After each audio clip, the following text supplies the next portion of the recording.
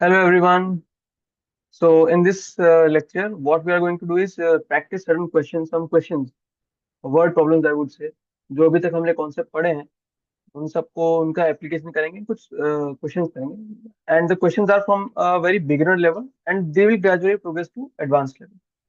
So I will also upload the entire sheet also. So what you can do is कि आप पहले वो sheet को download कर लीजिए, try them, ठीक है, at your own pace, and then you can watch the video.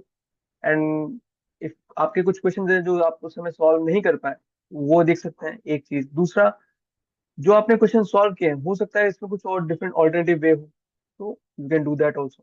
आपको वो पता चल सकता है, हो सकता है कोई फास्टर वे पता चल जाए. So the what I would recommend is कि फर्स्ट आप पहले आप डाउनलोड कीजिए शीट को, download the sheet, solve it on your own, and then watch the lecture. ठीक है, that would help you get a firm grasp on the concepts. Okay. Now, to begin with, let's go with the first question. The first question says,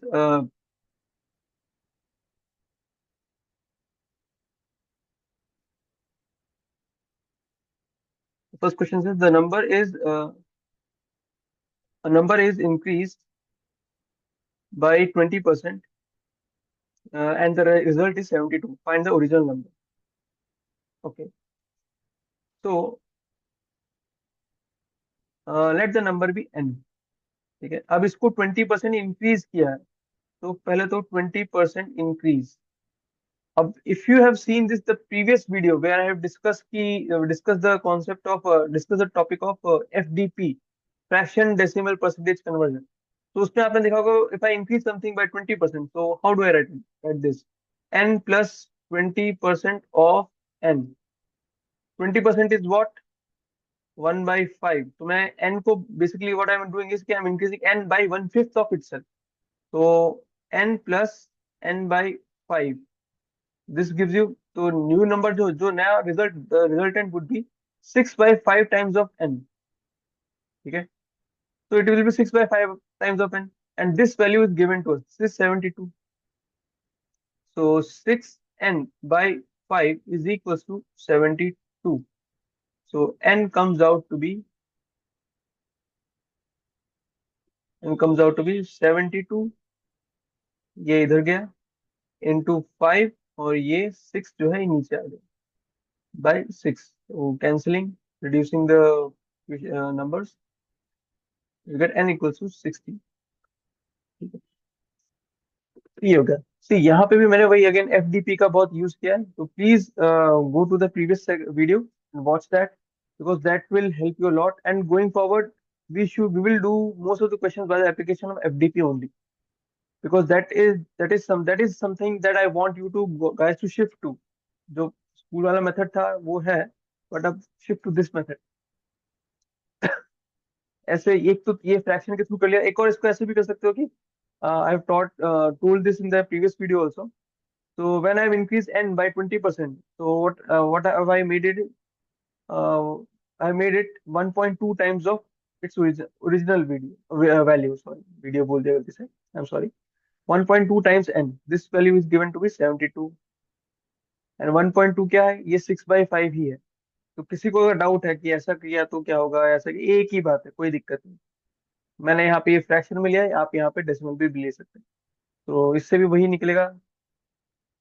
72/1.2. आप decimal हटाने के लिए 10 से ऊपर multiply कर दीजिए.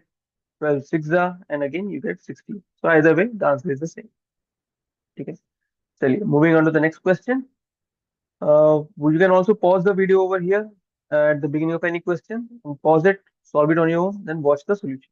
ठीक है, और else जो कि पहले से अगर शीट डाउनलोड करके सॉल्व करके then you watch the lecture, that's the best thing. ठीक है, but anyways, right. So the question says a student scored 36 marks out of 60. By what percentage must her score increase to reach 80% of the total marks? ठीक है, तो total marks आपको दे रखे हैं, मतलब total marks में maximum marks, that is 60. The student gets 36 marks.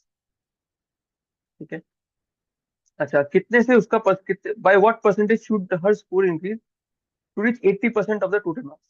तो पहले तो 80% ऑफ टोटल मार्क्स निकालते हैं. तो ये क्या होगा, 80% ऑफ 60, टोटल मार्क्स 60 है, तो this will come out to be 80/100 into 60। तो 0 से 0 कैंसिल, यू गेट 48। तो ये तो हो गया 80% ऑफ द टोटल मार्क्स। अब इसको 36 से 48 जाना है, तो फ्रॉम 36 टू 48 कितने का जंप लेना पड़ेगा, कितना इंक्रीज करना पड़ेगा वैल्यू टर्म्स में। तो दिस इज 12 मार्क्स, तब जाके आप यहाँ पहुंचे। और कहाँ से जाना पड़ेगा, 36 से 48। So that is what she's asked. The question is asking, by what percentage must her score increase to reach 80%? 12 marks से तो इंक्रीज होना चाहिए वैल्यू टर्म्स में, बट इन परसेंटेज टर्म्स कितने परसेंट से इंक्रीज होना चाहिए। तो स्टार्टिंग पॉइंट इज 36, उसमें से आप उस पे आप 12 मार्क्स का इंक्रीमेंट ला रहे हो, so the percentage increase would be 12 by 36 into 100.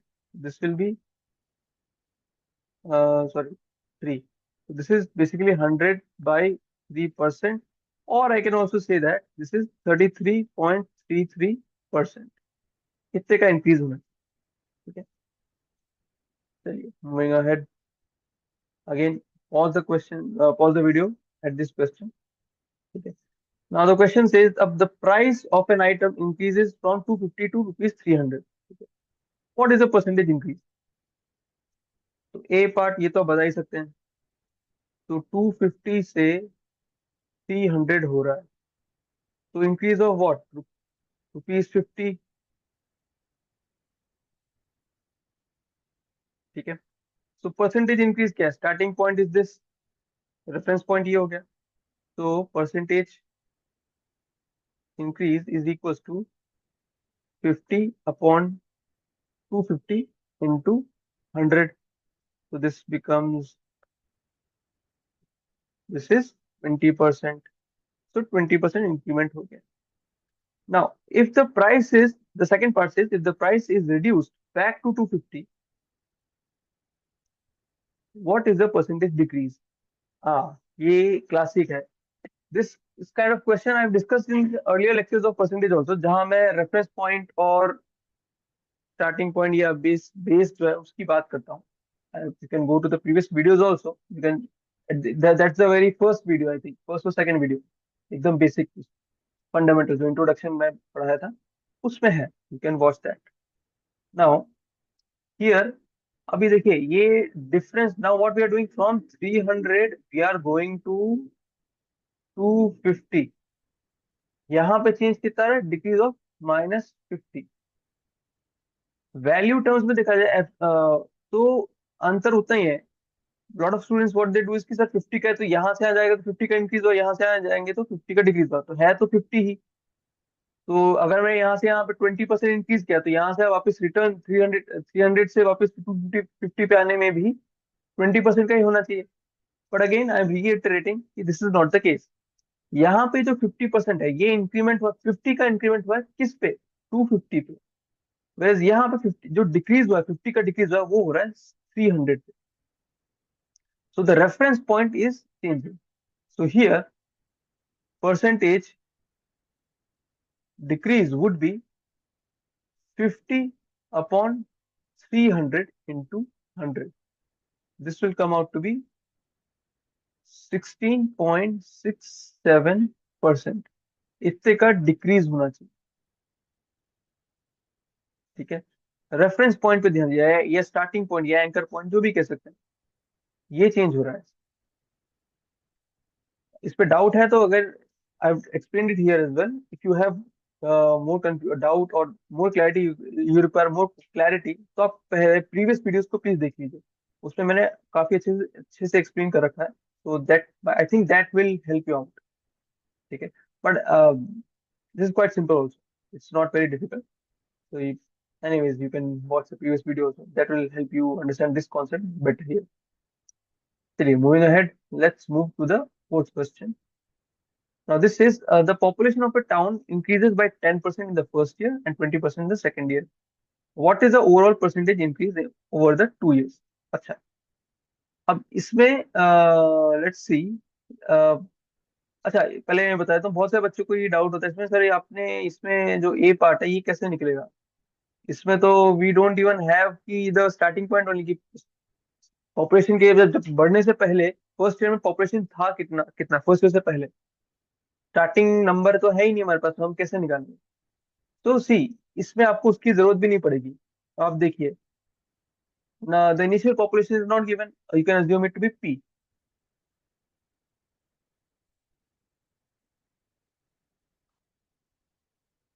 Initial population be P. So what is happening? P after first year of increment, that is plus 10%. Then यहाँ से again 20% का increment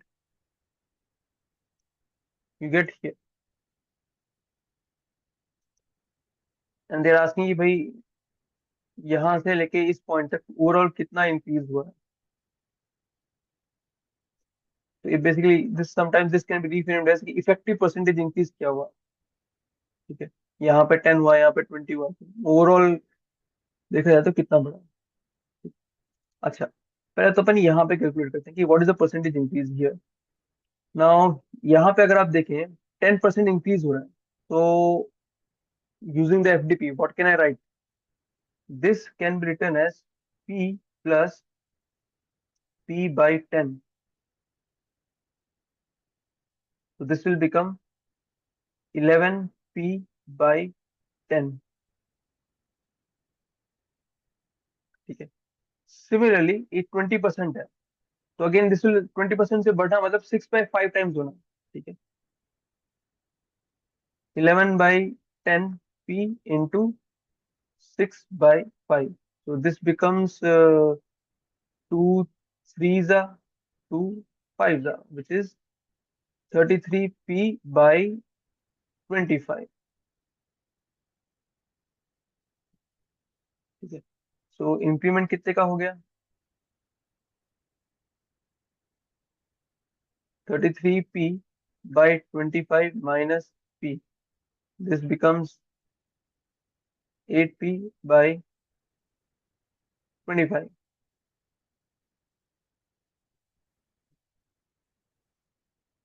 ठीक है, इतने से तो बड़ी पॉपुलेशन। अब परसेंटेज कितना बड़ा, ओवरऑल इंक्रीज इन परसेंटेज वो निकालना है अपने को। तो ये तो इंक्रीमेंट हुआ, ये this is the amount by which over the period of 2 years population बढ़ा है। ठीक है, अब स्टार्टिंग पॉइंट कहाँ है, ये वाला, this is our starting point. तो the percentage increase is equals to 8p/25 upon p into 100। ठीक है, so this p and p got can get cancelled, what we are left with is 8/25 into 100। 25 fours are, and 8 into 4 is 32%। 32% से increase हुआ है। ठीक है, अच्छा, अब आपसे पूछा नेक्स्ट सेकंड पार्ट में पूछा, if the initial population was 50,000 what is the final population. Very simple, आपने यहाँ पे तो निकाला ही है पी का वैल्यू, 2 ईयर के बाद में क्या वैल्यू होना चाहिए। यहाँ पे आप पी का वैल्यू पुट कर दीजिए, पी को 50,000 पुट कर दीजिए, you will get initial population is P, you put the value, you will get the answer. The answer over here would be 33/25 into P, which is 50,000 in our case. So this will become, so this is 66,000. So answer for this part is 66,000, and this is 32%.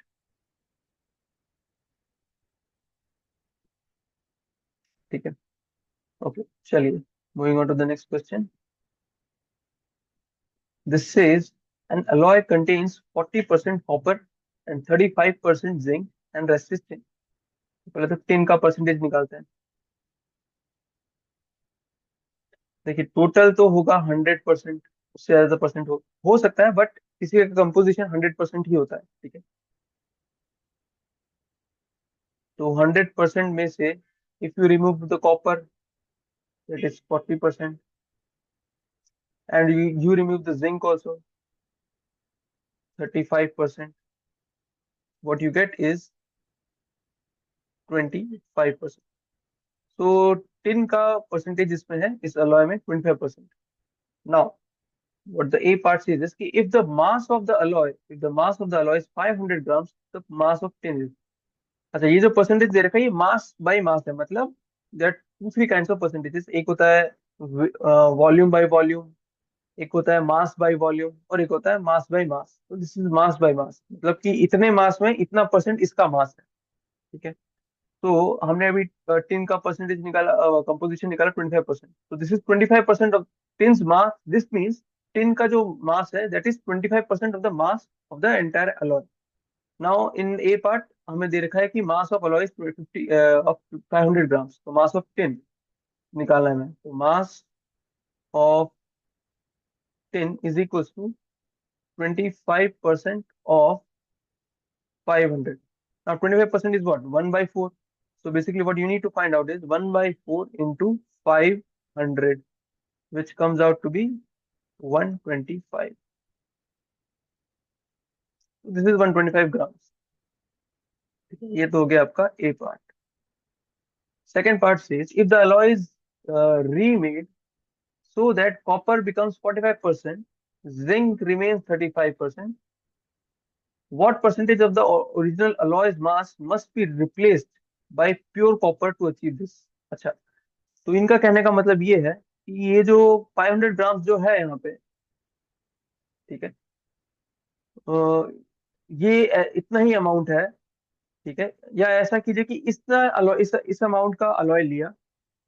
ठीक है, अब उसमें instead of copper को 40% की जगह 45% कर दिया गया, और जिंक तो उतना ही है. अगर ये कॉपर 45 है, जिंक 35 है, तो टिन का परसेंटेज इस पे कितना होगा? दैट विल बी 20%, मतलब 5% यहाँ से कम हो गया. यहाँ पे पहले 25% था, अभी न्यू में, न्यू अलॉय में उसका परसेंटेज है 20%, और मास सेम है दोनों अलॉयज का. तो आपकी quantity of that alloy both the cases is the same. तो क्या हुआ होगा? तो बेसिकली क्या हुआ होगा कि जो नया अलॉय है उसमें टिन कम हो गया और कॉपर बढ़ गया. तो उसको ऐसे भी कह सकते हैं कि भाई जो ओरिजिनल अलॉय था उसमें से हमने कुछ इसमें से हमने कुछ अलॉय निकाला. ठीक है, उसका एक टुकड़ा निकाला, और जो जितना निकाला उतना ही वापिस से रिप्लेनिश कर दिया बाई पुटिंग प्योर कॉपर. तो ओवरऑल कॉपर का मास, ओवर का कॉपर का composition in that alloy or weightage I would say, percentage that has increased. ठीक है, अब वो कितने से बढ़ा, हमें निकालना है कि what percentage of the original alloy's mass was replaced by pure copper. कितने से कितने percentage, as a percentage of the original alloy कितने, कितना इंक्रीज हुआ, हमें ये निकालना है. तो ठीक है, तो आप ये देखिए कि पहले ओरिजिनली कॉपर का वेट कितना था. Copper old, that was 40% of 500, which is 40 by 100 into 500, this becomes 200. तो पहले 200 ग्राम कॉपर था. नाउ अब क्या है?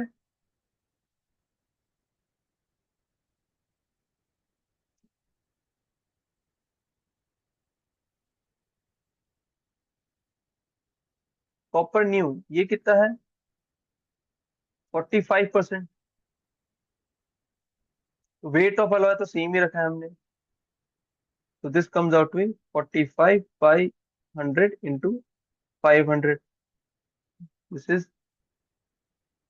225 ग्राम. तो यहाँ से यहाँ पे इंक्रीमेंट कितना हुआ, कितना कॉपर, कितना ग्राम कॉपर बढ़ा है? That is 25 grams. इतने ग्राम का कॉपर बढ़ा है. अब इतने ग्राम का बढ़ा है, तो हमें वेट का पता चल गया कि absolute terms, I mean terms of grams, grammage कितना बड़ा है. व्हाट इज आस्क्ड इज की percentage of the original alloys mass. That must be replaced. ये 25 ग्राम बड़ा है, हम वेट को कांस्टेंट रख रहे हैं, तो ये कैसे हुआ होगा कि मतलब हुआ कैसे हुआ होगा, सोचिए। ये 500 ग्राम था, इसका एक टुकड़ा निकाल लिया, अभी यहाँ पे कुछ 500 से कम रहेगा, ये टुकड़ा हटा दिया। अब ये अभी जो रिमेनिंग मास है दैट इज लेस देन 500, इसको फिर से 500 बनाने के लिए जित जो रिमेनिंग जो जितना अमाउंट चाहिए था उतने अमाउंट का प्योर कॉपर इसमें फिट कर दिया। तो ऑब्वियसली कॉपर का कंपोजिशन इंक्रीज हो गया होगा, और बाकी सबका थोड़ा बड़ा होगा या कम हुआ होगा।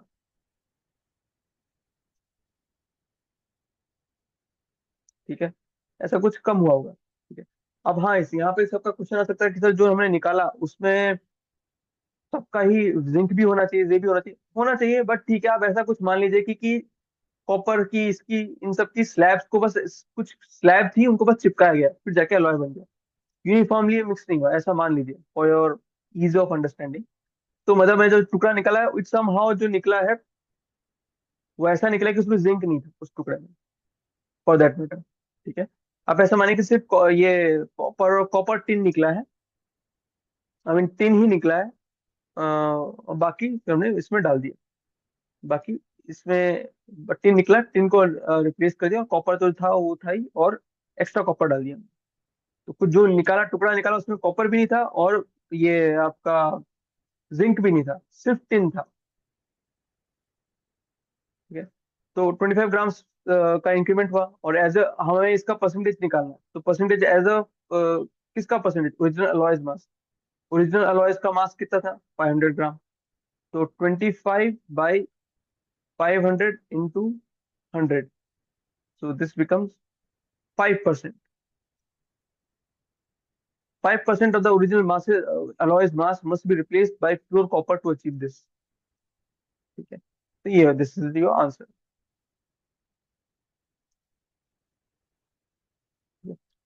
अभी जितने भी क्वेश्चन थे please try them again, if आपसे कुछ नहीं हुए थे, हो गए थे वेल एंड गुड, इसका सब्सिक्वेंट वीडियो भी देखिएगा कि उसमें भी और भी क्वेश्चंस आएंगे। ठीक है। तो happy learning, keep doing it, and please share your thoughts. I will try to incorporate them, if they you want something I can change it also, and all the best, see you soon in the next video। चलिए, okay.